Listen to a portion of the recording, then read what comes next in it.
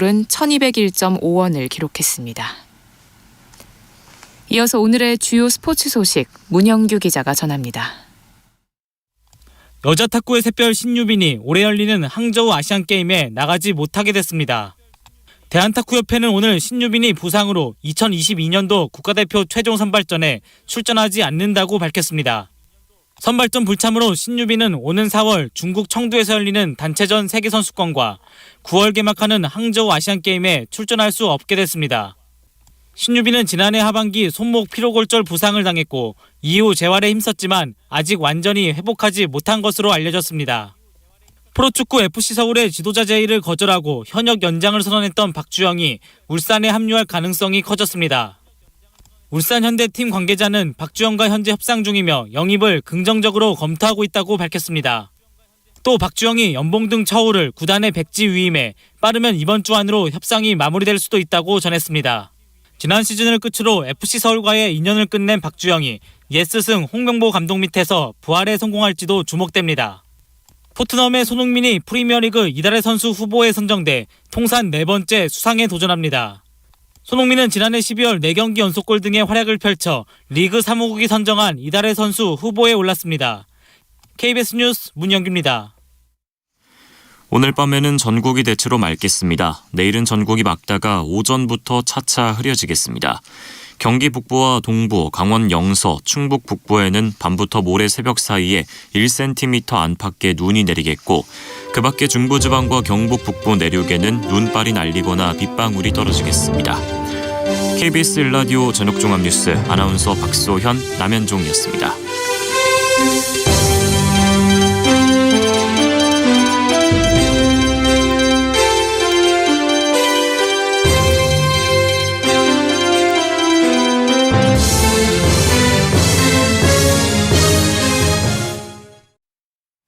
지금 시각 7시 20분입니다.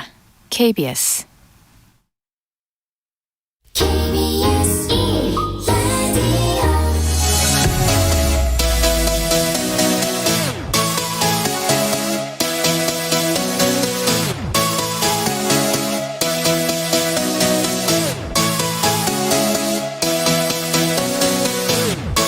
KBS 열린 토론.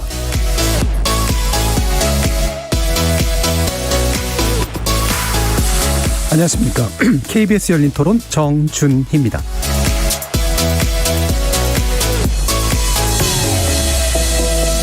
이번 주 금요일 KBS 열린 토론은 지적 호기심에 목마른 사람들을 위한 전방위 토크, 줄여서 지목전 토크로 여러분을 만납니다. 일부 순서에서는 우리 삶 속에 가까이 다가온 우주라는 대상에 대해서 이야기를 해볼 텐데요. 지난해 10월 한국형 발사체 누리호가 우주를 향해 나아갔죠. 비록 목표 궤도에 안착하지는 못했지만 우리나라 우주산업의 독자성을 크게 끌어올렸다고 할 수 있습니다. 또 최근에는 우리나라에서 제작된 넷플릭스 드라마 고요의 바다가 한국이 건설한 달 탐사 기지를 배경으로 한다든가, 그보다 먼저 주목을 받았었던 승리호가 한국판 스페이스 오페라 시대를 열었다는 점에서 우리 역시 우주적 지평에서 실천하고 상상하는 국면에 들어선 셈이죠. 일부 출연진의 픽을 통해 우주산업의 현재와 미래에 대해서 얘기해보도록 하겠습니다. 2부 제작진의 픽에서는 2달 앞으로 다가온 대선에 대한 이야기 해보려고 하는데요. 후보들의 표심 잡기가 한창인 가운데 얼마 전 각 당 대선 후보들이 한 경제 유튜브 채널에 출연해서 여러 가지 화제를 끌었죠. 대선 후보들이 기존 방송 매체를 넘어 유튜브 채널을 택하고 있는 이유는 무엇인지, 이른바 3프로TV 현상이라고 불리고 있는 이번 대선의 변화된 양상, 그리고 유튜브라는 매체의 영향력 등을 다양한 관점과 사고를 통해서 살펴보겠습니다. KBS 열린 토론은 여러분이 주인공입니다. 문자로 참여하실 분은 샵 9730으로 의견 남겨주십시오. 단문은 50원, 장문은 100원의 정보 이용료가 붙습니다. KBS 모바일 콩 그리고 유튜브를 통해서도 무료로 참여하실 수 있고요. 이제 콩에서 보이는 라디오로 만나실 수 있습니다. 시민 논객 여러분의 뜨거운 참여 기다리겠습니다. KBS 열린 토론 지금부터 출발합니다. 살아있습니다. 토론이 살아있습니다. 살아있는 토론, KBS 열린 토론. 토론은 라디오가 진짜입니다. 진짜 토론, KBS 열린 토론.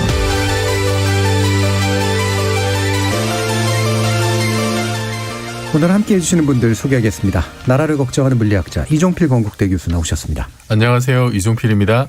냉철한 마음 탐구자 신경인류학자 박한선 박사 나오셨습니다. 안녕하세요. 박한선입니다. 사람, 사랑, 공감의 소설가 서유미 작가 나와주셨습니다. 안녕하세요. 서유미입니다. 규정을 거부한다. 한국 여성 변호사의 손정희 변호사 나와주셨습니다. 안녕하세요. 손정혜입니다.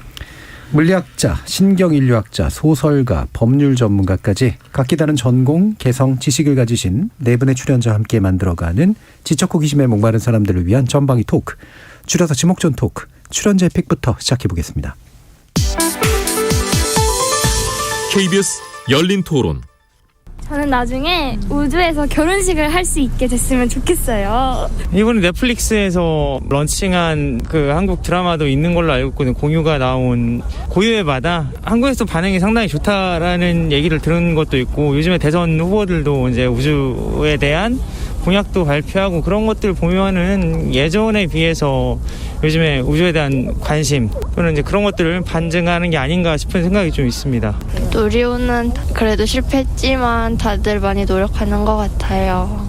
제가 학생인데 되게 이과가 빛을 발하는 게 공상과학 그런 것들이 많이 발달해가지고 정말 가까워지고 있구나, 이제 그쪽으로 가는 친구들도 많아지고 하니까 그런 친구들이 그 분야에서 더 그런 두각을 나타내고 그러면은 앞으로 더 되게 전망이 밝지 않을까 싶습니다. 점점 가까워지고 있는 것 같아요. 화성에 갈 수 있는 날이 정말 얼마 남지 않은 것 같아요. 미국이나 이런 데서는 우주여행 하잖아요.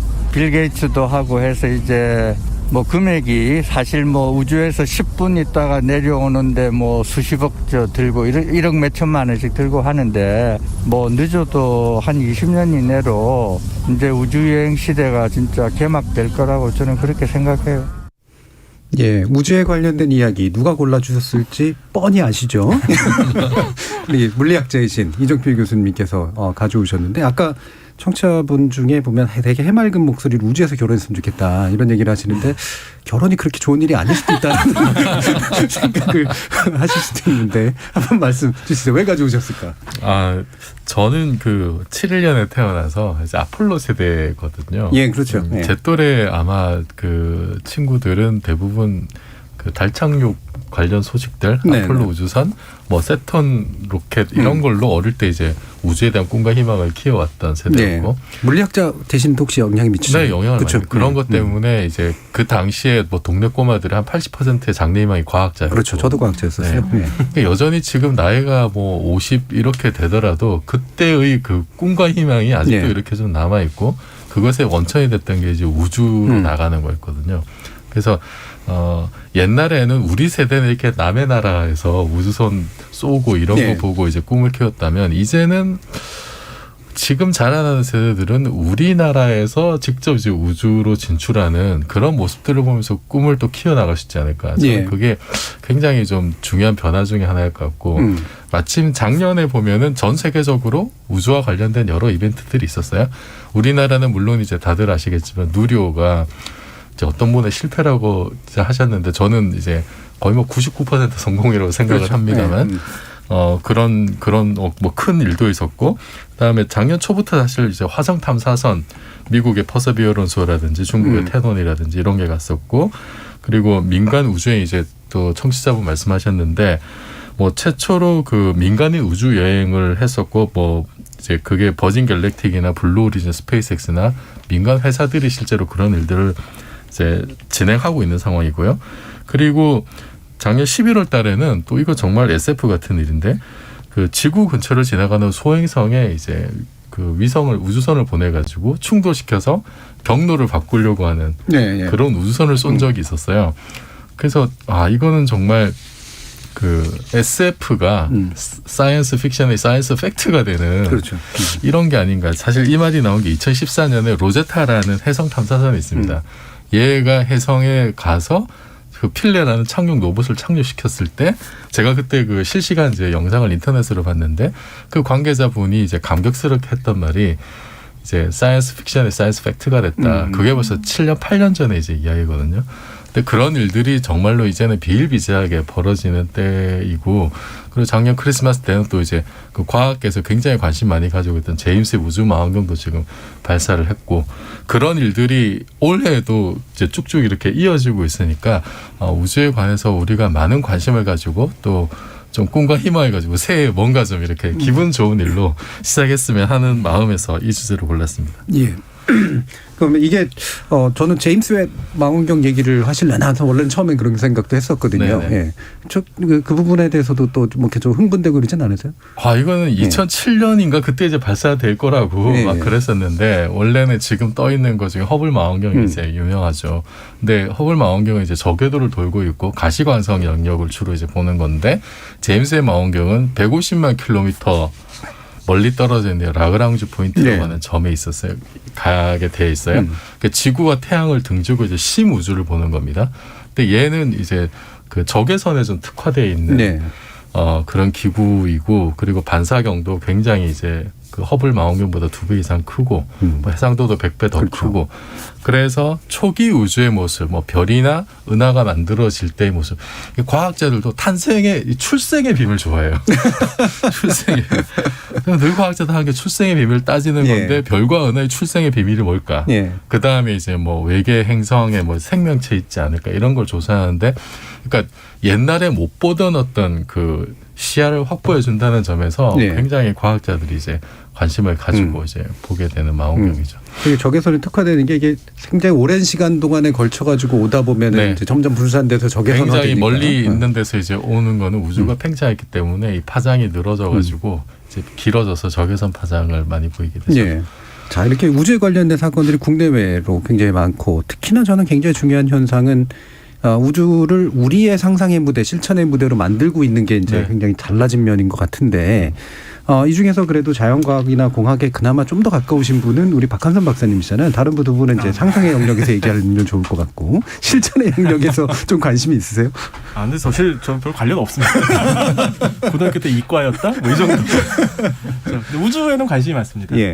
뭐 우주 뭐 다 좋아하죠. 우주 하면 싫어하는 사람이 누가 있겠습니까?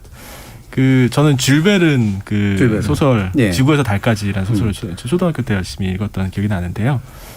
150년 전 소설이거든요. 그렇죠. 비행기도 없던 시절이에요. 근데 우주에 로켓을 쏴가지고 달에 간다라고 하는 이제 상상력을 이제 보여줬었고, 그 소설이 재밌는 게요. 근데 미국에서 남북 전쟁이 끝나요. 그러니까 대포가 쓸 일이 없잖아요. 그러니까 그 대포를 어디다 쓸까?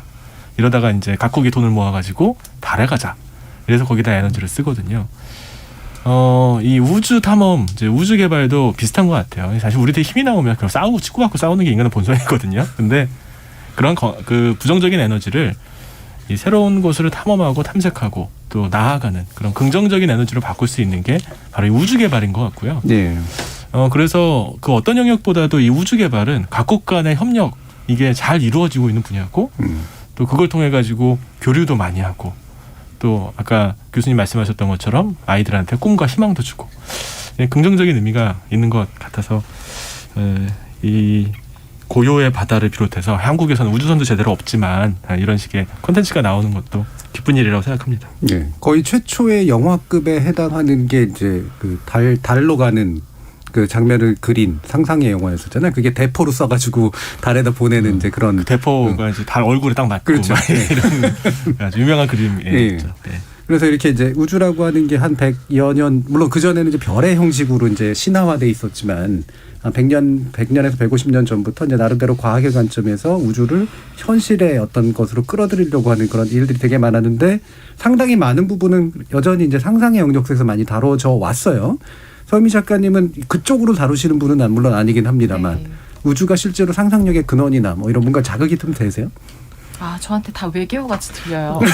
진짜 외계인들 외계어 쓰겠죠. 근데 사실은 그 최근에 개봉했던 영화 듄도 사실 1965년에 나온 그 소설이거든요. 우리나라에 1992년에 출간했다가 2000년 초반에도 재출간했다가 계속 인기가 없었는데, 이제 영화 나오면서 2021년에 이제 개정판이 나와서 굉장히 어마어마한 이제 인기와 함께 베스트셀러가 되었는데, 그것도 사막 행성이 이제 배경이에요. 그렇죠. 근데 보면은 이제 영화가 다 나오진 않았지만 굉장히 재밌는 거는 굉장히 미래적이고 우리가 보지 못한 그런 어떤 기술 같은 것들을 사용하는데 안에 있는 내용은 사실 가장 인간적인 뭐 가족에 대한 얘기라든가 복수라든가 뭐 사랑이라든가 뭐 초인에 대한 것들, 영웅을 기다리는 마음 같은 것들. 그래서 사실은 SF를 가만히 들여다보면 약간 대체 역사인 경우도 많고요. 뭐 삼국지 같은 게 그대로 이제 뭐 우주에서 펼쳐진다든가 그리고 존 스칼지라는 작가가 썼던 그 우주전쟁, 노인의 전쟁 4종 세트도 보면 계속 요즘 나오는 대부분의 것들이 보면 그렇지만 이제 지구에 뭐 식량이 없다든가 네. 지구에 물이 없다든가 했을 때 이제 우주로 나가서 우주를 뭐 개척하고 우주에서 전쟁을 일으키고 그래서 사실은 우주가 지구인한테는 약간 되게 미지 아름다운 공간이기도 하지만 약간 지구에 없는 것들을 좀 채워줄 수 있는 그런 또 되게 사실은 좀 실리적인 공간으로도 네. 활용이 되는 것 같아서 상상력도 자극하고 그리고 뭔가 이제 지구가 좀 좁고 여기서 뭔가 할 수 없는 것들을 뭔가 좀 이렇게 확장해서 그러니까 약간 전쟁의 이미지 좀 가지고 있는 것 같기는 해요. 네. 그렇죠. 이렇게 뭔가 확장하고 개척하고 네. 부족한 거를 채우고 찾고 이제 이런 것들 아마 여집합 같은 그런 의미들이 분명히 있는 것 같은데 아까 이제 청취자들이나 이런 분들 시민들 얘기하시는 거 이렇게 막 들어보면 뭐 재밌는 얘기들도 많이 나오는데. 손정혜 변호사님은 결혼식은 거기서 못 하셨으니까 은혼식이나 금혼식은 아까 그 결혼식 하시고 싶다는 얘기 듣고 결혼식은 하객들을 다 모셔가야 되니까 비용이 천문학적이어서 안 비용이 좀 들죠. 되고 천문학적이네요. 신혼여행 정도는 네. 우리 아이들 세대는 가능하지 않을까라고 한번 생각을 해봤고요. 네. 지금도 뭐 수백 명 굉장히 많은 사람들이 우주 여행을 했는데 가장 관심 있는 것은 내가 과연 얼마면 우주 여행을 네. 티켓을 할 것인가. 1억 넘으면은 못 살 것 같고요. 1,000만 원이면 살 수 있나? 500만 원이면 살 수 있나? 그런 시대는 언제 도래하나 이런 상상을 한번 해봤는데 사실은 좀 두려움이 있는 것이 항상 영화 속에서 그려지는 우주는 항상 우주에 생명체가 나타나서 지구를 위협하는 존재가 돼버리잖아요. 네. 그리고 항상 양육강식 그리고 부익부 빈익부가 또 발생을 해서 더럽혀진 지구에 못 살아서 항상 이제 극빈층은 지구에 살고 잘 사는 사람만 우주에 나가서 호의호식하다 또 다 같이 망하거나 예. 그런 그래서 또 다시 다른 데로 도피하는 해서 약간 우주 공간이라는 것이 지상 낙원이겠다라는 이런 관념은 안 들어오고 뭔가 새롭고 몰라서 좀 무섭고 두렵고 그 두려움을 또 극복하고 거기에 나가서 이제 인류를 구원하는 어떤 영웅들이 그려지는 서사들을 많이 보다 보니까 약간은 미지의 세계인데 막 가고 싶은 미지의 세계가 아니라 누가 먼저 갔으면 좋겠다. 누가 어디 가보고. 네, 그리고 가격이 한 500만 원만 되면 한번 그렇죠. 가보고 싶다 뭐 이런 생각 해봤습니다. 그렇죠. 자꾸 누군가 나가줘야 적당한 가격이 형성이 되죠. 네. 지금 6726님께서 저는 우주하면 어릴 때 본 은하철도 999가 생각납니다 얘기해 주셨는데 정말로 좋아했던 애니메이션인데 나름대로 이게 되게 안 좋은 것만 지금 보셨는데 뭔가 이렇게 그 우주하면은 나에게 핵심적으로 이렇게 난 이 컨텐츠 이런 뭐 소설, 영화, 뭐 애니메이션 떠오르는 것도 있으세요? 저도 은하철도 999가 네. 일단은 그 우주로 이렇게 뭐 기차가 저런 모양새로 이렇게 증기기관차 모양으로 달린다는 것 자체가 참 지금 생각해 보면 참 좀 이상하긴 하지만 어릴 적에 그 상상력을 가장 극대화시킨 그렇죠. 작품이었던 것 같고 이게 또 정말로 우주 여행을 하는 거잖아요. 이렇게 다른 행성들을 거기서 뭔가 또 내용은 이제 뭐 인간 자기를 찾아가는 모습이고 그게 뭐 가장 좀 인상적이었던 것 같은데 저는 그래서 옛날에는 사실 그것도 이제 우리나라 게 아니고 일본 거라서 나중에 그걸 알고 또 굉장히 충격을 받았어요. 충격 먹죠. 네. 처리가 아니었어. 보면 우리 콘텐츠 중에 그렇게 이제 우주나 이제 SF나 이런 걸 다룬 게 극히 빈약을 했었고 그건 생각해 보면 우리가 그쪽 관련된 어떤 뭐 과학이나 기술이 없었기 때문에 그렇죠. 당연한 결과였던 것 같아요. 근데 지금도 여전히 모자라긴 하지만 뭐 승리호도 그렇고 아까 말씀했던 그 고요바다 제가 정말 연말에 기대했던 작품이었거든요. 제가 부스터 샷을 맞고 이제 몸을 추스르면서 보려고 아껴놨던 콘텐츠였는데 뭐 살짝 기대에 못 미치는 면도 있었습니다만 그래도 뭐 이 정도가 어디냐 이제 우리가 하나씩 이렇게 좀 이런 거를 계속 시도를 하다 보면은 정말 훨씬 더 좋은 어떤 그런 작품들도 나올 수 있지 않을까. 그리고 해외에서는 또 국내보다도 더 호평도 꽤 많더라고요. 예. 그래서 앞으로 좀 이런 시도들 좀 많이 했으면 좋겠어요. 실패를 두려워하지 말고. 이게 이제 뭐 제가 통계를 내본 건 아니지만 제국주의 경험을 가지고 있던 제국주의의 모체였던 나라들에서 우주를 무대로 다루는 경우들이 굉장히 많거든요. 네. 확실히 이제 인간 자기 땅을 떠나서 뭔가 개척하는 사실 말은 개척이지만 정복하는 이런 경험이 사실 그 되게 중요한 부분이긴 하다. 그게 사실 우주 개발하는 것도 보면 처음 이게 그 궤도선하고 착륙선이 같이 가요. 궤도선은 그쵸. 전체 주위를 도는 거고 착륙선은 내려가는 건데 궤도선이 하는 게 뭐냐면은 이제 글로벌한 어떤 지형 탐사하고 지도 제작하는 거거든요. 그렇죠. 근데 이제 그런 거 하는 거 보면은 딱 늦게 말씀하셨듯이 옛날에 제국주의가 확장할 때 했던 근처에 먼저 탐사선 보내서 지도 그렇죠. 만들고 착륙선 보내고 했던 거랑 조금 닮은 면도 있어요. 상당히 사실 인간이 할 수 있는 일이라고 하는 게 기존에 했던 것들을 약간 변형하는 그런 일들이기 때문에 영화도 충분히 있다 생각이 들어요. 박한수 박사님 어떠세요? 그 이제 인간의 성격을 5개 혹은 6개로 나누는데요. 그 중에 하나가 바로 이 경험에 대한 개방성입니다. 그리고 또 다른 하나는 이제 성실성이라는 그런 또 성경이 있는데 이게 동서양이 조금 다릅니다. 그러니까 뭐 이제 식민지 개척을 주로 이제 서유럽 국가들이 많이 했죠. 그리고 그게 부정적인 영향도 분명히 미쳤는데 이 새로운 경험에 대한 개방성은 또 좀 많이 나타나는 경향이 있어요.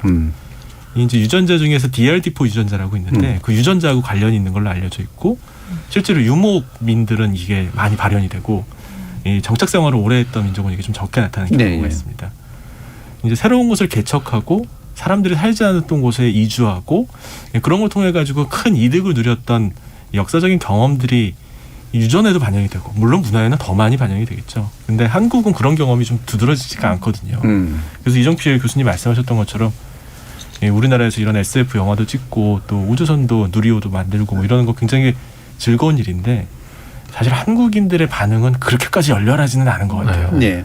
그리고 뭐 실패하면은 막 실패 왜 했냐 막 이렇게 따지려고만 좀 이렇게 약간 그런 쪽으로 가고 당연히 처음 하는 거니까 실패를 하죠. 근데 어떻게 다 성공하겠어요. 근데 그거에 대해서 잘 못 받아들이고 저 돈이면은 지금 쌀을 사면 얼마냐 그런 거 미국에 맡기고 우리는 그냥 실용적인 일을 하자 이제 이런 식의 문화적 분위기가 있으니까 이런 문화가 이제 이런 곳에 예산 투입이라든지 젊은 사람들의 진로를 또 이쪽으로 이제 간다든지 이런 것들에 계속 영향을 미치고 그런 부정적인 부분이 있는 것 같아요. 제가 고등학교 때 그 가장 커트라인이 높았던 대학교가 항공우주공학과였거든요. 네, 저희 때는 물리학과였는데 아마 비슷비슷했을 겁니다. 그때는 의과대학이 그렇게 높지 않았어요. 근데 그랬죠.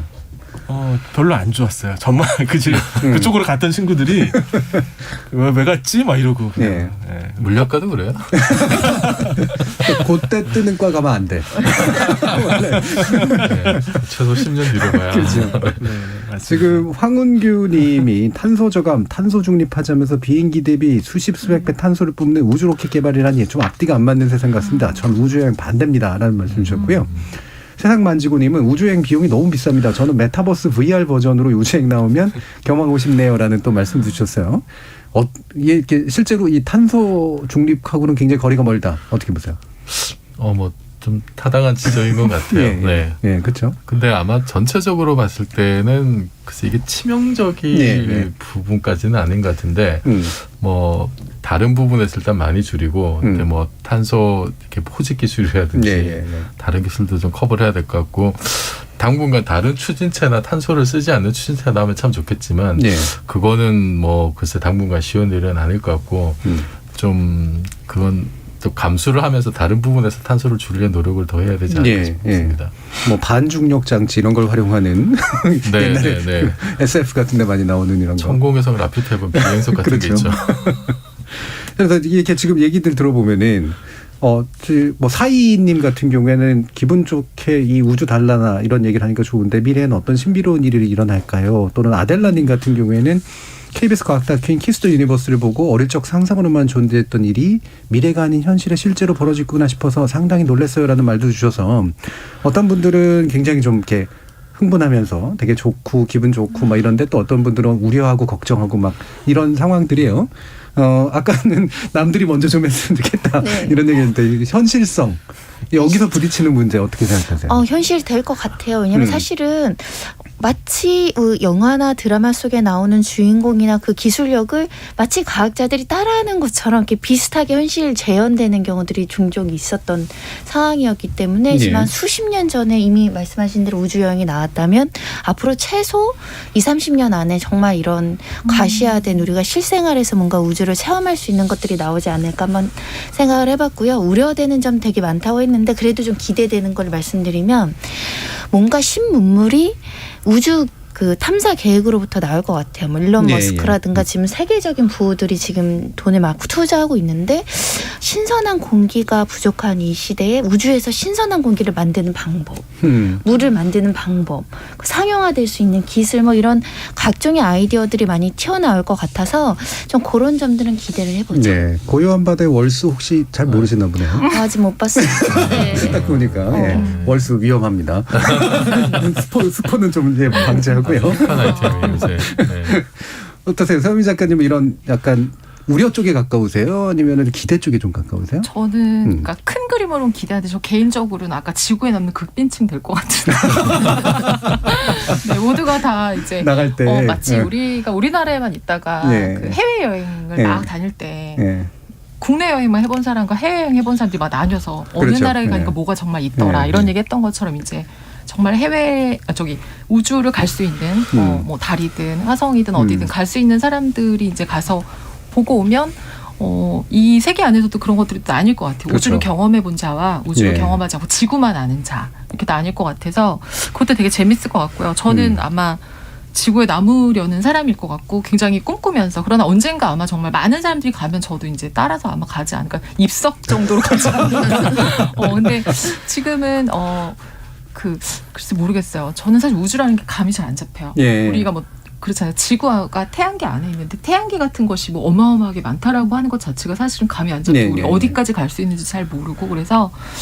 그런 것들을 하나씩 알아가는 거는 인간을 굉장히 좀 겸허하게 만드는 것 같아요. 우리가 사실 이제 대선도 있고 그럴 때 막 여기의 것이 모두 다인 것 같잖아요. 근데 영화나 소설에서는 사실은 미지의 세계에 대한 어떤 그런 상상 때문에 그 시공간을 배경으로 쓰는 것도 있지만 사실은 지금 여기를 약간 거리감을 두고 바라보기 위해서 우리가 요 안에 뽁닥뽁 뗄 때 모르는 것들 그런 것들을 보려고 사실 이제 거리감 때문에 먼 데서 멀리서 바라보는 걸 많이 사용하거든요. 그래서 그런 또 감을 갖는 것도 재밌는 것 같고요. 달만 해도 사실은 엄청나게 멀고 뭐 화성 같은 거 가는 건 거의 유인 탐사선 가는 것도 사실 굉장히 어려운 일이기 때문에 실제로 지금 이제 민간 우주 여행한다는 게 이렇게 쌓아 올려가지고 잠시 대극권 밖에 나갔다가 이렇게 떨어지는 그런 위주로 주로 하잖아요.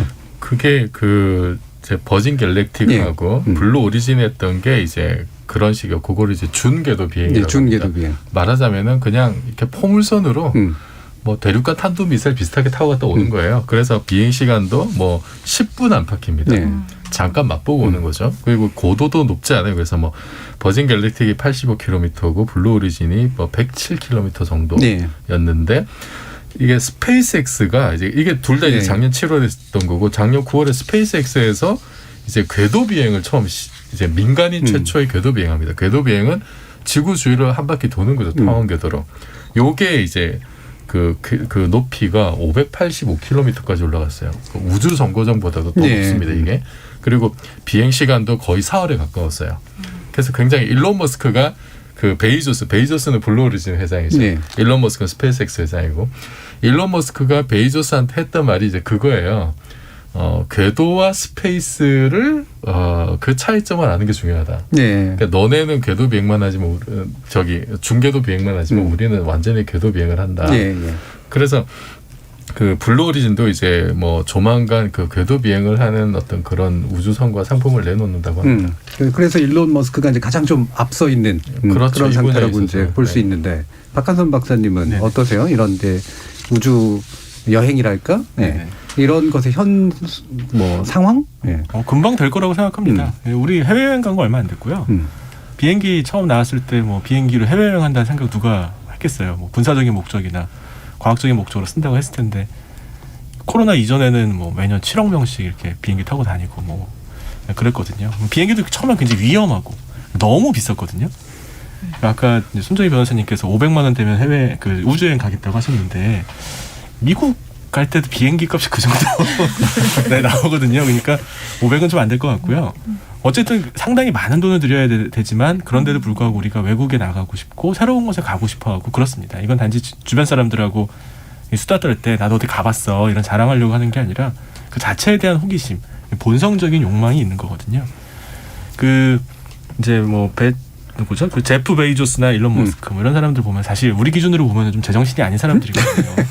당대에 예. 이 새로운 사업을 벌여가지고 엄청난 부를 일군 사람입니다. 남들이 전혀 생각하지 못했던 일을 시도했지만 성공했으니까 그렇지 실패했으면 지금쯤 뭐 파산해가지고 신용불량자 돼 있겠죠.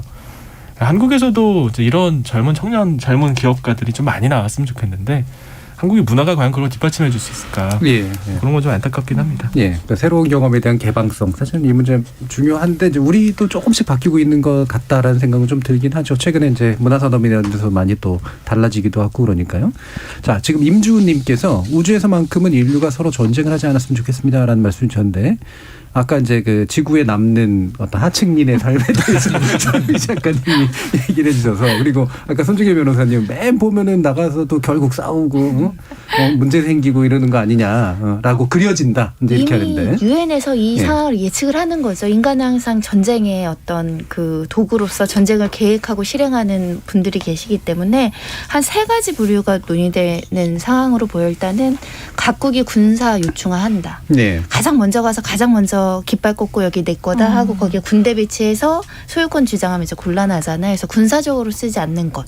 그 2번째는 이제 뭐 채굴권이라든가 소유권을 어떻게 할 것인지. 네. 그리고 3번째는 이제 승리호에서 보여준 송리호인가요? 승리호 맞죠? 승리호. 네. 폐기물, 우주 쓰레기를 어떻게 규제를 할 것이냐. 너무 뭐 여기저기서 이제 막 제3국가들도 막 로켓 보냈다가 떨어지고 이런 것들이 이제 지구적 위협이 될 수 있기 때문에 이 3가지를 이제 규범화하자라는 논의가 이제 시작되는 단계. 예. 어떤 워킹 그룹을 만들어서 이제 이거를 좀 해보자라는 단계이기 때문에 지금은 거의 뭐 볼모 사각지대라고 보실 수밖에 없는 것 같아요. 누구 하나 규제할 수 없고 누구 하나 뭐 어떻게 하라고 할 수 없는. 그래서 지금 사적으로는 뭐 돈 받고 팔고 뭐 달의 소유권은 팔고 이런 행위도 있는데 조만간 그래서 규범이 생길 것 같아요. 네. 그 제국주의 시대가 끝나고 난 다음에 이제 남극이 이제 그런 공동의 대상으로 이제 됐고 우주가 이제 그 다음에 이제 공동의 대상으로 되긴 됐는데 사실 아까 이제 박한수 박사님께서는 그래도 협력이 잘 이루어지는 영역이다라고 보지만 또 그 안에서 또 경쟁도 함께 또 진행되는 영역이잖아요. 네. 어떻게 진단하세요? 우리나라가 작년에 이제 그 아르테미스 계획이라고 미국이 주도하는 달 탐사 계획인데 이게 사실 굉장히 빅픽처입니다. 21세기형 뭐 아폴로를 잇는 달만 어떻게 탐사하는 게 아니라 거기를 일종의 뭐 기지화해서 이제 화성으로 진출하는 어떤 베이스 캠프로 삼는 어떤 그런 역할도 좀 하고 있거든요. 근데 이 아르테미스 우리나라가 10번째인가 이제 작년에 협정 체결하고 지금 13개국이 가입해 있는데 이게 그 이제 뭐 소련이나 러시아나 중국 말고 이제 다른 말하자면 옛날에 뭐 자유서방 진영이라고 하는 그쪽에 새로운 어떤 뭐 우주 동맹 비슷한 거 아니냐 이제 이런 시각들도 있어요 사실은. 거기에 이제 우리가 어쨌든 참여를 하게 된 건데 이게 이제 보이지 않는 협력과 경쟁 같은 게 있고 당연히 이제 그 새로운 어떤 그 주도권 싸움이 당연히 이제 있을 수밖에 없을 것 같아요. 그리고 최근에 러시아에서 자국 위성을 이제 그 자기 무기로 이렇게 파괴하는 실험을 또 했었는데 그것을 가지고 굉장히 다른 나라에서 반발을 많이 했었죠. 그게 뭐 결국은 그렇게 했을 때 여러 가지 그 뭐 파편들에 이런 것이 미칠 영향이라든지 아니면은 그렇게 되면 정말로 이제 우주 공간이 또 전쟁터가 될 수 있는 가능성 이런 것도 여전히 좀 열려 있는 거고 그래서 이거 참 쉽지 않은 문제인 것 같습니다. 이게 뭐 계도를 한다고 될 일도 아니고 근데 이제 우리에게 좀 중요한 시사점은 이게 그러니까 우리가 이렇게 적절하게 따라가지 않으면은 남의 일이 되고 남이 정해놓은 어떤 규칙을 받아들일 수밖에 없는 상태가 돼버리거든요.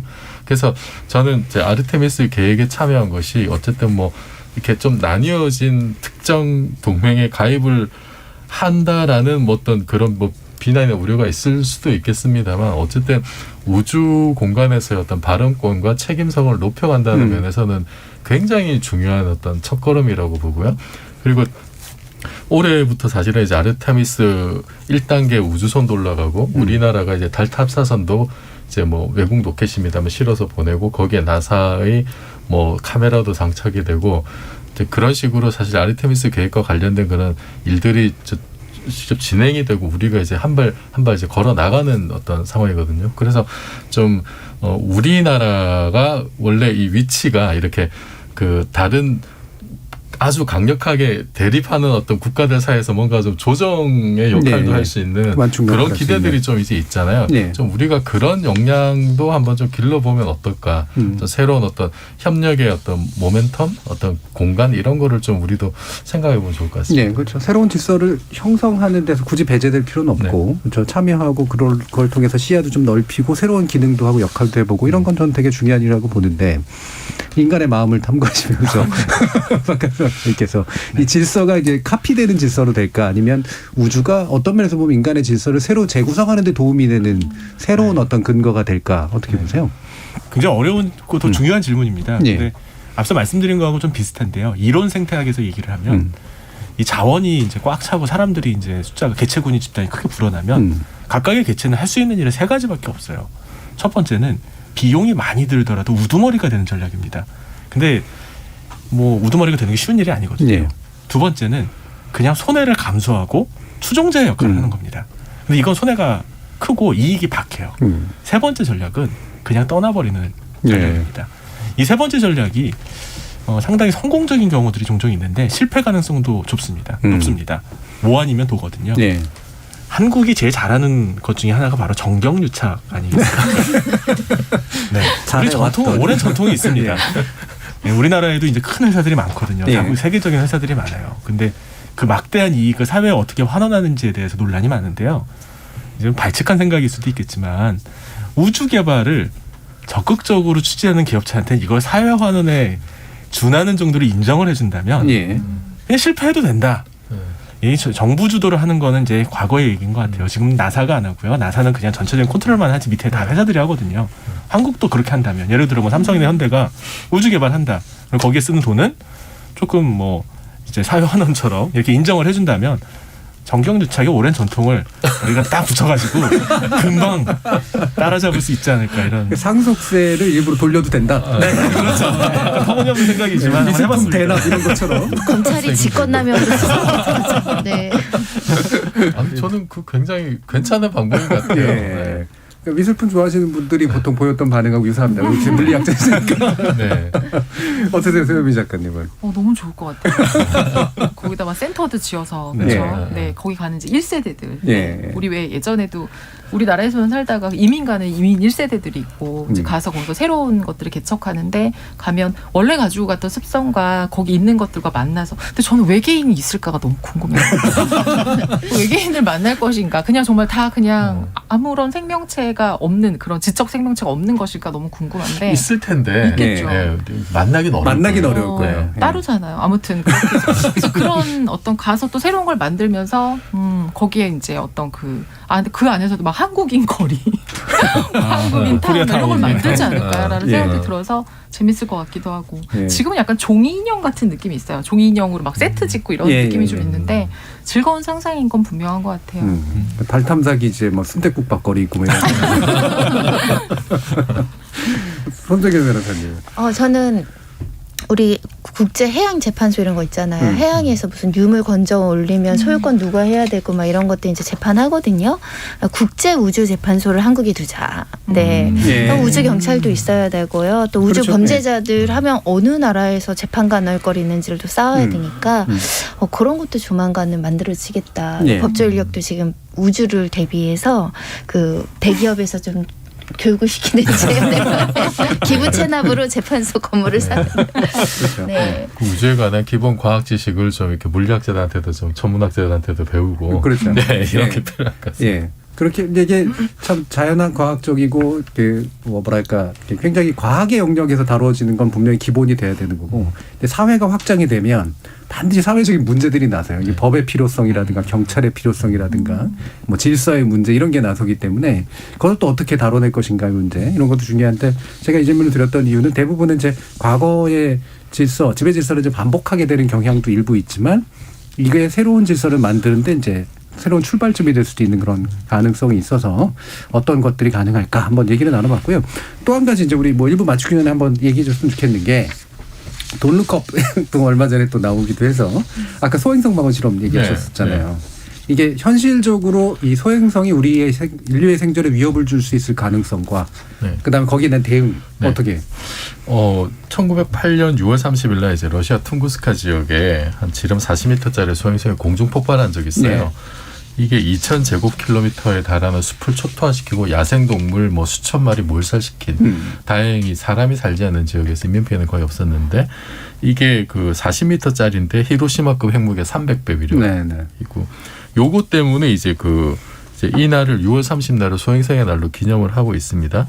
그런데 이 정도 퉁구스카급 소행성이 대략 한 100만 개 정도 있을 걸로 추정이 되는데 우리가 발견한 게 1% 정도밖에 안 돼요. 네. 그래서 사실 공룡을 멸종시킨 거는 이제 한 10km 정도 되는 거. 이것 때문에 지구 생명체 70% 이상이 이제 소멸하게 됐었죠. 그래서 사실은 그 지구 근처로 다가오는 해성이나 소행성을 이렇게 빨리 찾고 대응책을 세우는 거는 굉장히 이제 중요한 어떤 일일 수 있습니다. 네. 말하자면 지구 방위군을 만드는 네. 건데 그래서 이번에 나사가 작년 11월 말에 쏘아 올린 게 소행성의 궤도를 인위적으로 바꾸려고 하는 이게 인류 역사상 최초의 일이거든요. 천체의 어떤 궤도를 바꾼다. 정말 어떻게 보면 신의 영역에 도전하는 거죠. 그래서 이게 지금 충돌 실험이 올해 9월이나 10월로 예정돼 있습니다. 이거 실제 이제 아마 생중계도 아마 하게 될 텐데요.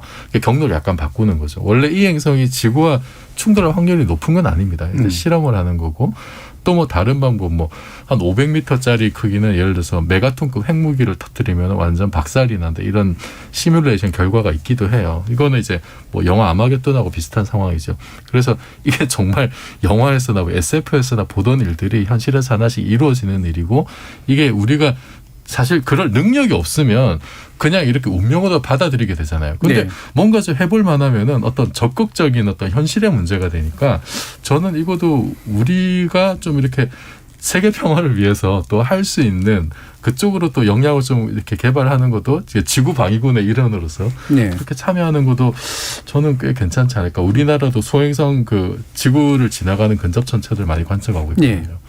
저는 뭐 돈룩컵 최근에도 보고 이제 방금 말씀하신 것 같은 고민도 하고 아까 이제 질서 문제 같은 거 얘기하면서 그러니까 우리가 지금 보면 최근 이제 뭐 대선 치르건 정치적인 문제 이런 거 너무 좀 되게 좀 좁은 문제 가지고 극단적으로 싸우는 것들이 점점 많아지고 있거든요. 근데 큰 사고를 하기 시작하면 사실 그런 작은 차이들이라든가 작은 갈등들은 오히려 그렇게 중요해 보이지 않고 새로운 논의의 기회들이 생긴다라고 생각을 하기 때문에 그래서 사실은 제가 이제 이 주제를 예. 새해 첫 주제로 이제 골랐던 거고 보이저 1호가 이렇게 그 태양계 벗어나기 전에 카메라를 돌려서 지구를 찍은 사진이 있잖아요. 네, 네. 그 파람 그 사진 픽셀 하나만도 못한 지구 사진을 보고 이제 칼 세이건이 창백한 푸른 그렇죠. 점이라고 이름을 붙였는데 우리 인류가 살고 있는 공간이 이렇게 정말 전우주적 관점에서 태양계 시점에서 봐도 보잘것없는 지역이고 네.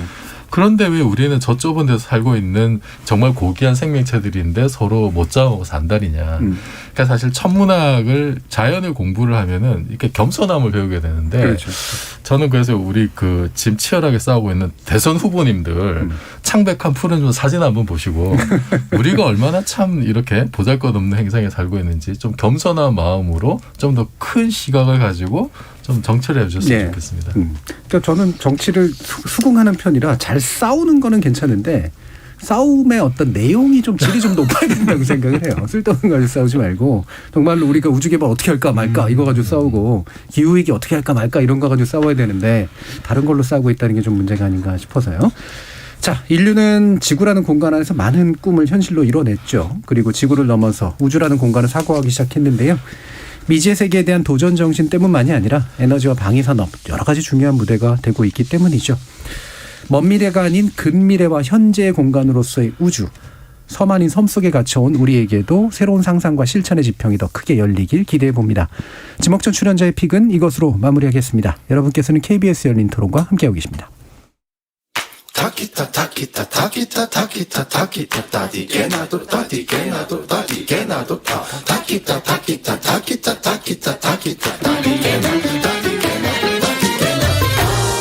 물음표가 느낌표로 바뀌는 순간 KBS 열린 토론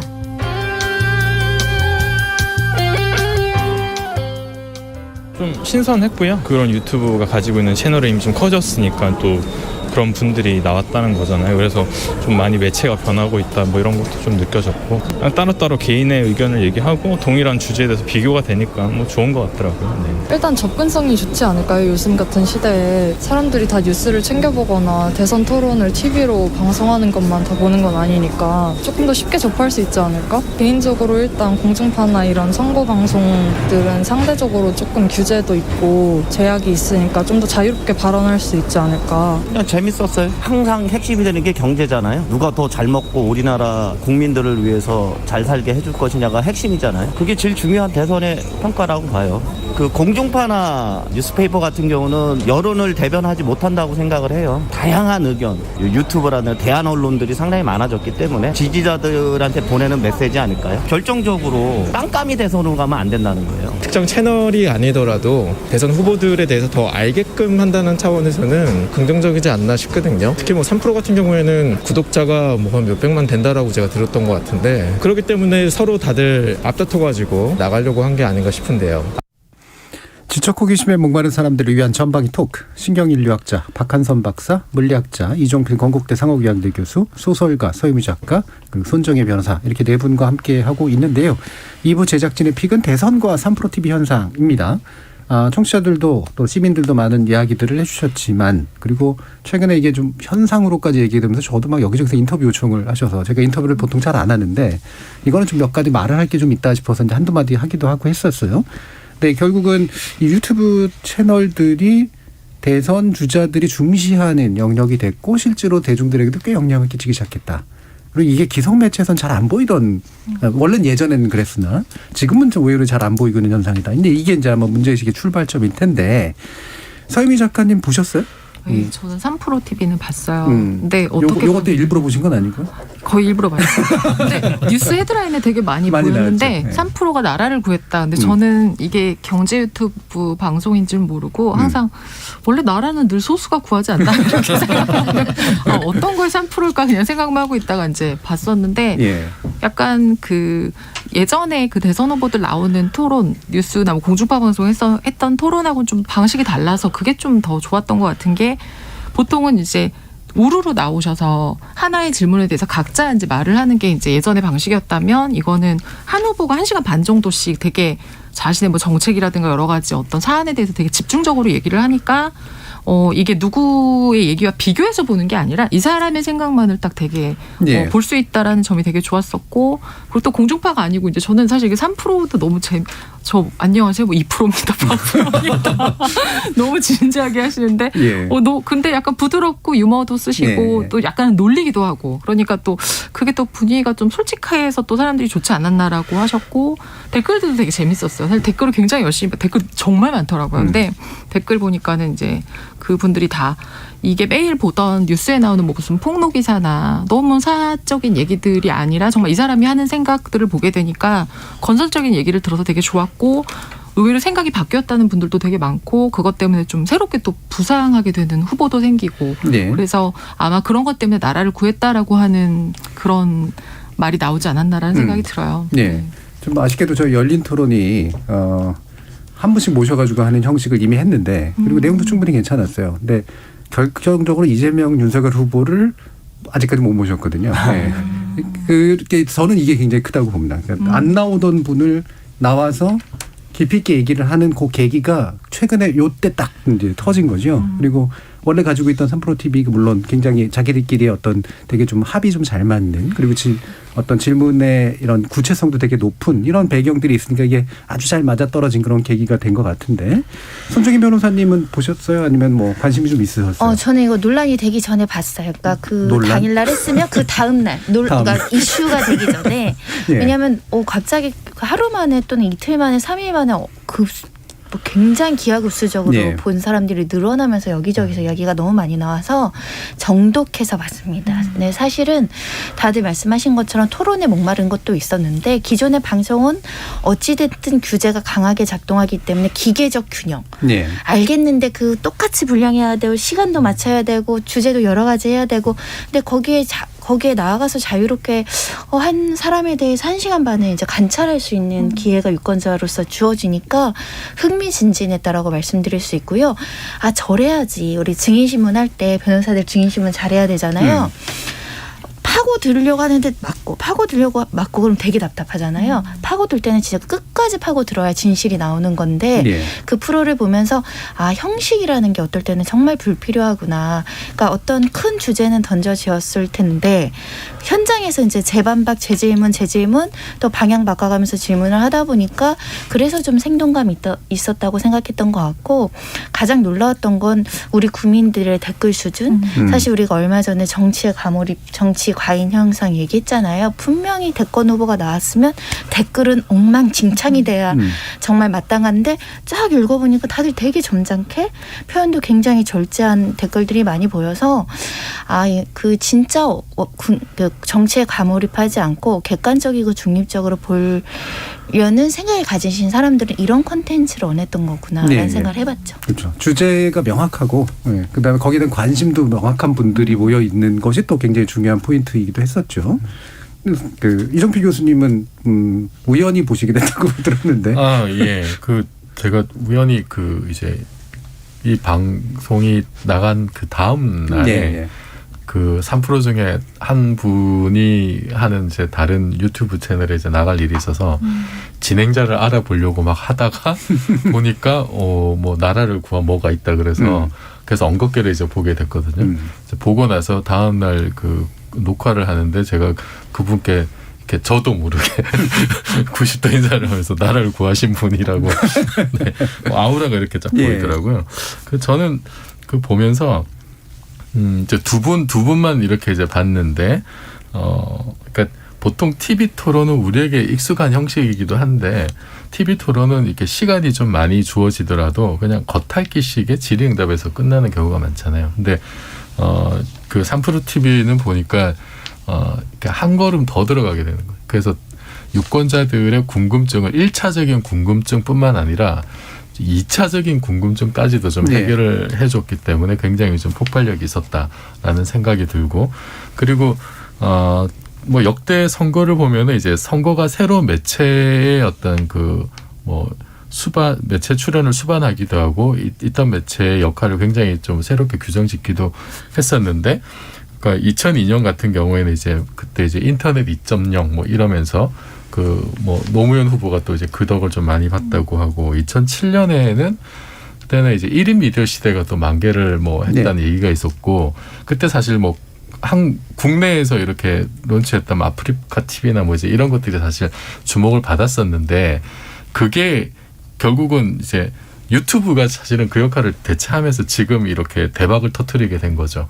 그 중간에 보면 이제 SNS가 또 엄청난 역할을 했던 선거들도 있었는데 3프로 TV가 이렇게 그 터지면서 아 이게 정말 이제 유튜브로 검색을 하면서 우리나라가 조금 다른 나라보다는 약간 이제 유튜브가 터진 게 조금 늦었던 면도 좀 대중화된 건 살짝 늦었는데 정치적으로 갑자기 이제 굉장히 이제 영향이 생긴 거죠. 네, 그래서 지금 이게 그 이후에 정말 매체의 지형에도 상당히 좀 영향을 좀 미칠 것 같다는 생각도 들고, 근데 과연 뭐 이게 이제 끝은 아닐 테니까 뭐 어떤 새로운 어떤 뭐 매체의 등장이나 이런 것도 좀 촉진을 하지 않을까.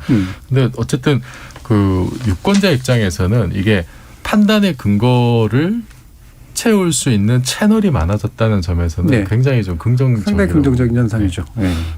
이렇게 이제 유튜브, 그러니까 아까도 말씀 주셨지만 지금도 말씀 주셨지만 이제 유튜브 자체는 이미 뭐 총선 때나 기존에도 영향이 있었는데 그때는 주로는 자기 홍보 채널로 이제 쓰는 방식, 그다음에 지지자들 앞에서 뭐 얘기하는 방식 이런 거였는데 그렇지 않은 되게 구체적인 테마를 가지고 있고 명확한 이제 문제의식을 가지고 있는데 나가서 그쪽 커뮤니티에 뭔가 이렇게 호소하는 그런 방식이잖아요.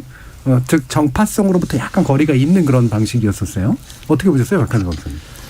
글쎄요, 뭐 미리 지금 벌써 말씀하셨던 거 다 동의하고요. 유튜브가 사실 효과적인 매체인 거는 맞는 것 같아요. 사람들이 더 편안해하는 것도 있고 또 이 경제 유튜브니까 정치적인 정파성에서 좀 자유롭지 않을까? 사람들이 그런 기대도 있는 것 같고요. 근데 더 중요한 이유는 그게 아닌 것 같습니다.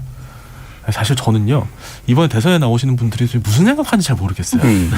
예전에 이제 출마를 하셨던 분들은 오랫동안 정치를 하셨거나 뭐 그렇지 않더라도 대충 어떤 식으로 나라를 움직이려고 하는지에 대해서 감이 좀 왔거든요.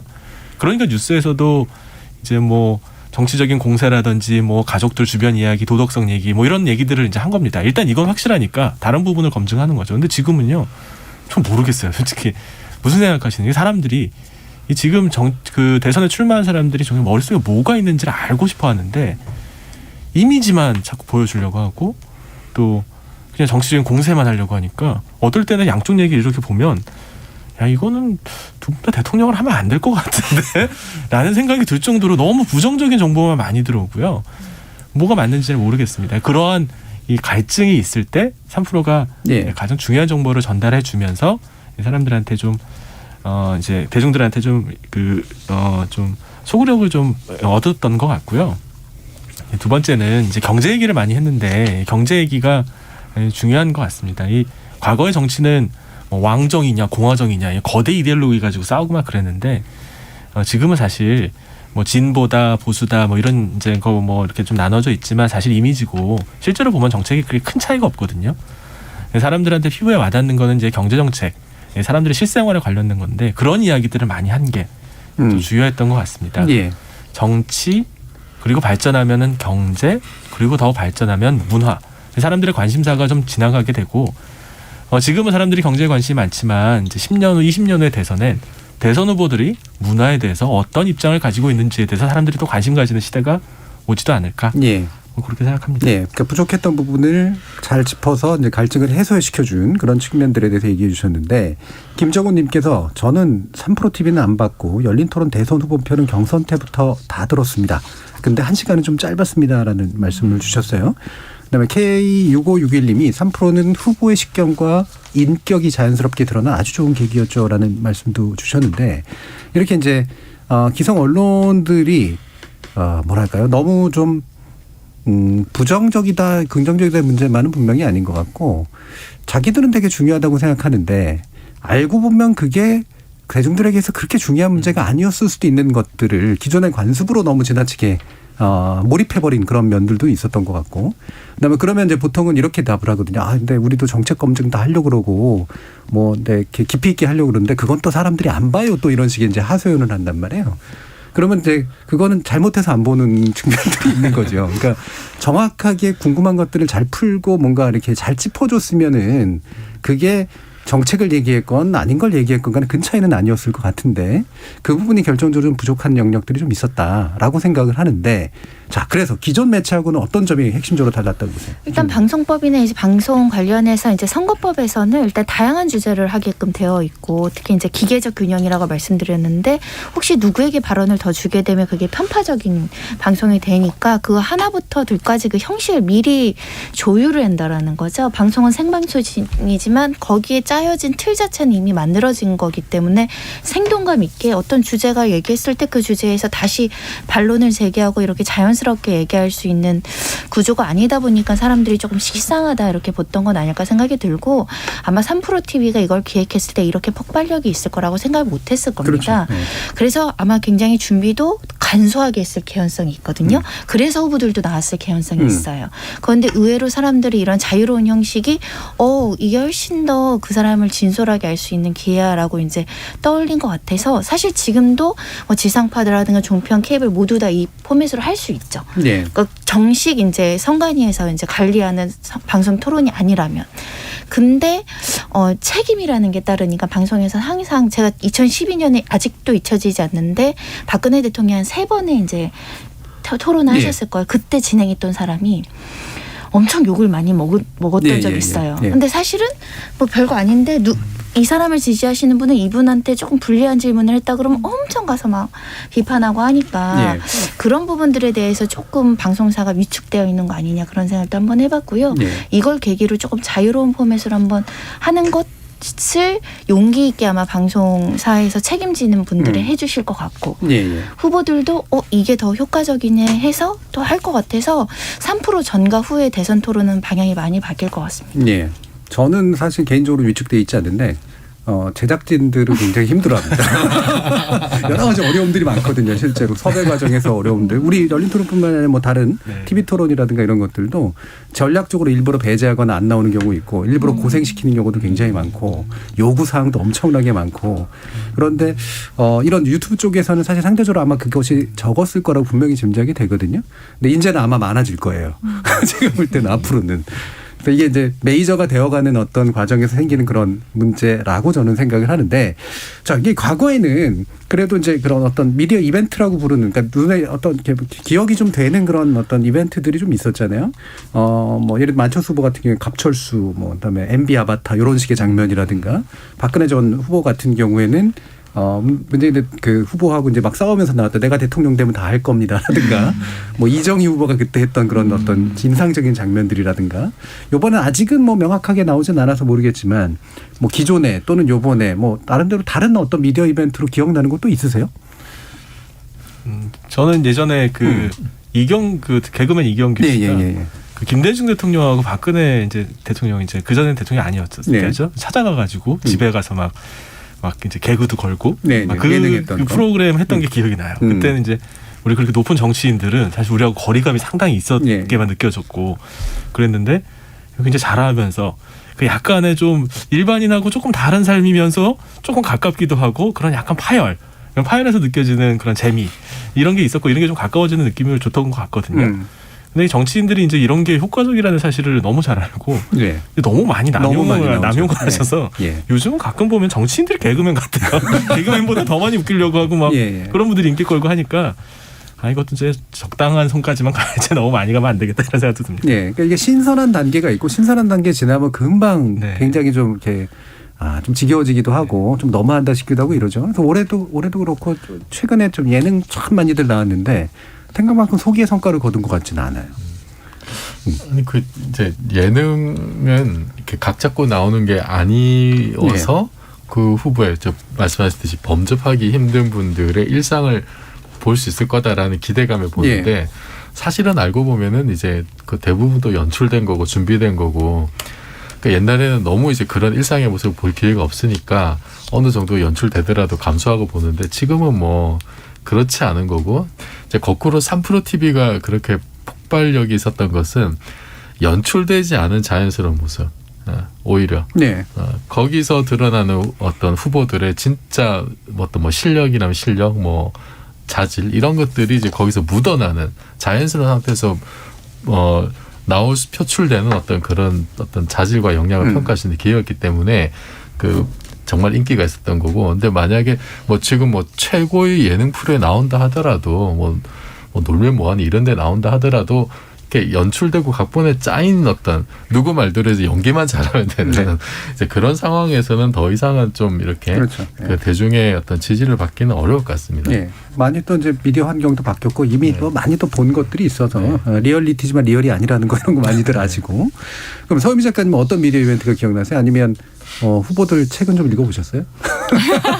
근데 예전에는 정말 책을 많이 냈던 것 같아요. 근데 요즘은 사실 책은 별로 안. 그러니까 그만큼 책이 이제 사실 대중에게 호소력이 많이 떨어진다라는 것일 수도 있을 것 같아요. 대중적으로 읽히진 않는 것 같아요. 맞아요. 그래서 예전에는 뭐 그 대선 앞두고 후보들이 책도 많이 냈었고 그리고 그 대선을 가는 행보 가운데 이제 굉장히 좀 정책적인 것도 냈었고 사실은 또 굉장히 인간적인 면모의 에세이도 막 내고 정말 출판 기념회도 하고 그랬었는데 요즘은 별로 없었고, 근데 그 이재명 후보님이 책이 되게 많더라고요. 그리고 안철수 워낙에 많고 안철수 후보님도 이제 책이 좀 많으시고 한데 사실은 책이라는 게 이제 요즘처럼 하루하루 막 판도가 달라지고 말 한마디나 뭐 어디에 가서 어떤 반응 하나로 막 이제 민심이 달라지고 이러는 지지율 영향받는 때에는 사실은 크게 뭔가를 바꾸기엔 되게 느리고 좀 비효율적인 매체인 건 맞는 것 같아요. 그런데 이 긴 정치 인생, 그러니까 정치를 정말 요번 대선만 하거나 뭐 요번 한 번만 하는 게 아니라는 입장에서 봤을 때는 그가 평소에 어떤 생각을 하고 있고 어떤 인생을 살아왔고 앞으로 어떤 대한민국을 꿈꾸고 뭐 사람을 어떻게 대하고 뭐 이런 것들 이런 것들을 좀 차곡차곡 쌓는다는 의미에서는 책이라는 게 상당히 좀 저는 또 좋을 수 있다라는 생각이 좀 들어요. 그러니까 자기를 좀 진중하고 집중해서 보여줄 수 있다라는 거. 그래서 사실은 책을 읽는데 정치적으로 지지하지 않는 후보의 책을 읽는 분은 거의 없어요. 책을 읽는 것 자체가 너무나 괴로우니까. 괴롭기 때문에 정말 좋아하는 예. 분에서 내가 지지하는 분이 어떤 생각을 하고 나와 어떤 부분이 같고 내가 이렇기 때문에 이 후보를 지지할 수 있겠다라고 하는 그러니까 사실 유권자들을 위한 거기 때문에 저는 사실 책이 이제 거의 그 대선의 어떤 그런 홍보에 활용이 안 되는데 책도 되게 좋은 표현일 수 있다는 생각이 그렇죠. 들어요. 그러고 보니까 윤석열 후보는 자기 이름으로 책을 내지는 않았고 네. 윤석열 후보의 이름으로 여러 사람들이 책을 낸 것도 좀 있죠. 네. 예, 이것도 참 재미있는 현상인 것 같은데 누구든 당선자가 되면 아마 그 책은 엄청 읽힐 거라고 합니다. 예. 새로운 국정 방향에 대해서 키를 잡아야 되기 때문에. 자, 그러면 여러분들이 보시기에 이제 남은 기간이 한 2달 정도뿐이 안 되는데 결국 뭐 우리가 미디어로뿐이 잘 만날 수 있는 기회들이 없으니까 어떤 종류의 방식으로 이 후보들에 대한 이야기를 좀 들어보고 싶다. 나름의 기대들이 좀 있을 것 같거든요. 아까 그 아쉬움에 대해서 좀 얘기를 많이 하셔서 박한성 목사님도 좋은 말씀 주시죠.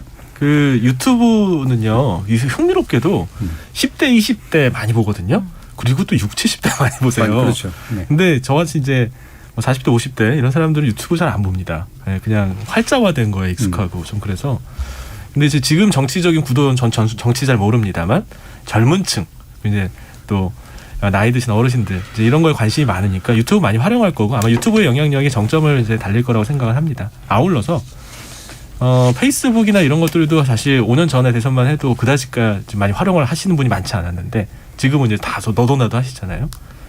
틱톡 하시는 분 못 봤어요, 전. 네, 먼저 하셔야 됩니다, 누구든. 또 이거 어떻게 해 이렇게 생각하지만 페이스북 나왔을 때, 유튜브 나왔을 때 다 똑같은 반응이었거든요. 그래서 아마 그런 반응이 있을 거고 웹툰, 왜 웹툰으로 정책 왜 알리지 않을까 그런 생각합니다. 웹툰 읽히거든요. 아까 책 안 본다고 하셨잖아요. 당연히 안 읽죠. 정치인이 낸 당연하다뇨. 아니 서유미 작가님 책은 읽지만 정치인 책을 누가 읽습니까? 근데 웹툰이라면 한번 볼 것 같아요. 예. 네. 그런 것들이 아마 그리고 아마 제 생각엔 서로 구상하고 있을 것 같아요. 다만 이제 여러 가지 또 고민해야 될 점이 있으니까 예. 아마 할까 말까 그러는 것 같습니다. 예, 틱톡 이 틱톡 같은 게 이제 좀 최근 쇼츠라 그래가지고 이제 세로로 찍히는 짧은 어떤 영상들 이런 것들이 이제 많이 나오는데 일부 후보들은 좀 그런 것도 좀 하고 있는 것 같은데 보면은. 어설프게 해서 더 안 좋은 것 같아요. 네. 그러니까 하려면은 좀 제대로 그 미디어 형식에 맞춰가지고 그 세대 뭔가 소구할 수 있어야 되는데 그냥 나도 이거 해라고 하는 방식으로 해서 역효과를 불러일으키면 좀 안 되겠다는 생각도 있고 하지만 되게 웹툰 같은 거 이런 거 굉장히 중요한 영역인 것 같아요. 손 변호사님 어떤 기대? 저는 요번에 이제 경제 프로도 보고 게임 프로 나가시는 것도 봤고 했는데 그런 식으로 특정 주제에 대해서 이렇게 경청할 마음이 있습니다. 저는 국민으로서. 그래서 각자 깊이 있게 주제만 지금 당장 생각나는 게 10개 넘어요. 뭐 노동도 있고 교통, 환경, 뭐 교육, 복지 정말 지난번에 경제 그거 1시간 반 한 것도 좀 부족하다라고 생각하는 분들이 많거든요. 네. 또 세부적인 다른 정책에 대해서 논의를 해야 되니까 해서 이렇게 좀 깊이 있게 이야기를 해줬으면 좋겠다. 뭐 네거티브 검증도 중요하지만 미래 비전에 대해서 좀 자세하게 이야기해 줄 수 있는 프로에 각 캠프에서 정말 자신감을 가지고 좀 많이 나와줬으면 좋겠다라는 생각을 하고 있고요. 국민들이 은근히 막 네거티브에 반응하는 것 같지만 이번에 이걸 보시면 기다린다니까요. 맞습니다. 네. 기다리는 분들 굉장히 많아서 좀 많이 해주셨으면 좋겠어요. 예. 되게 구체적인 내용, 부정적인 거에 자꾸 이제 머물지 말고. 자, 서유미 작가님은 어떤 기대? 네, 진짜 저도 네거티브 검증이 너무 필요하고, 그러니까 제가 저번에도 우리 정치광 얘기할 때 사람이 너무 추하다라는 생각이 드는데 정말 먼지가 안 나는 사람은 없지만 적어도 우리나라를 대표하는 이제 대선 후보들을 보면서 우리가 알고 싶은 게 너무 많고, 저도 너무 놀란 게 정치에 관심이 없는 사람들이 1시간 반 동안 그 한 사람이 그냥 이렇게 이야기하는 걸 듣고 있다라는 거. 그러면서 실시간으로 댓글 남기고 막 댓글 안에서도 소통하고 얼마나 좀 건설적인 이야기들을 하고 싶었을까라는 생각이 좀 들어서 저도 카테고리를 좀 많이 나눈 더 세부적인 이야기들 아마도 그 얘기를 하기 위해서 또 많이 자신의 정책이나 자신이 꿈꾸는 대한민국을 그려보지 않을까 싶어요. 지금 되게 큰 그림만 가지고 가실 텐데 그래서 저도 정말 문화적인 얘기들도 많이 들어보고 싶고 우리 아까 우주 얘기했지만 이분들에게 우주란 무엇일까? 이분들에게 미래란 뭘까? 뭐 미지란 뭘까? 이런 얘기도 좀 듣고 싶어서 그런 얘기들을 되게 편안한 저도 보면서 늘 굉장히 그렇게 찍힌 사진, 딱딱한 표정 그러고 뭔가 연출된 이런 표정만 보다가 이분들이 너무나 자연스럽게 이분들 사람이구나.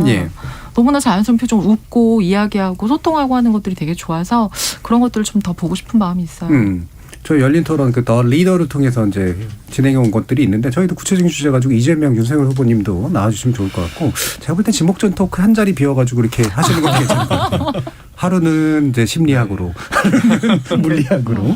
자, 어떤 기대하고 계십니까? 저는 이게 3%의 성공은 레거시 미디어가 폭망한 어떤 시그널이다라고 생각을 하고 기존 언론들이 제대로 검증을 했다면은 그러면은 좀 욕구가 많이 해소됐을 텐데 하는 아쉬움이 있어요. 2007년에 BBK 주가 조작 의혹이 나왔을 때 언론하고 검찰이 덮는 바람에 결국은 그게 사실로 드러나서 사실은 그럼 주가 조작범이 대통령이 된 굉장히 안 좋은 선례를 남겼는데 거기에 대해서 동조했던 여러 사람들, 언론이나 이런 데 대해서 책임을 묻지 않고 그냥 지나갔거든요. 근데 그런 비슷한 일들이 지금 벌어지고 있고 오히려 언론이 검증보다는 플레이어가 되려고 노력하고 있는 이런 게 1차적으로 좀 어떻게 좀 정리가 돼야 되지 않을까.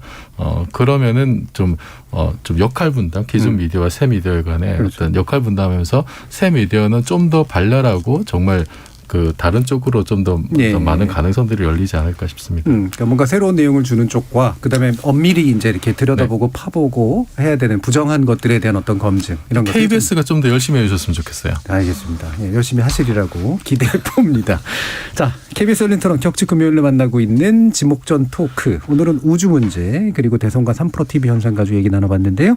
소설가 서유미 작가, 손정혜 변호사, 박한선 핀경인류학자 그리고 이종필 건국대 상하교양대 교수 네 분 모두 수고하셨습니다. 감사합니다.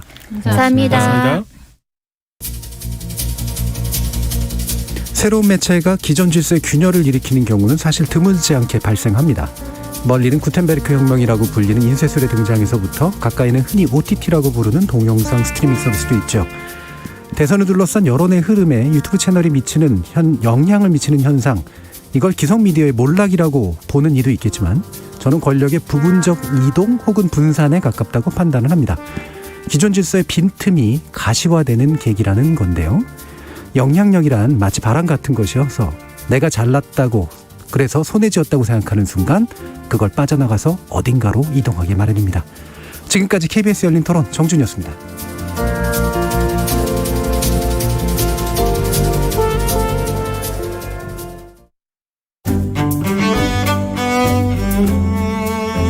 안녕하세요.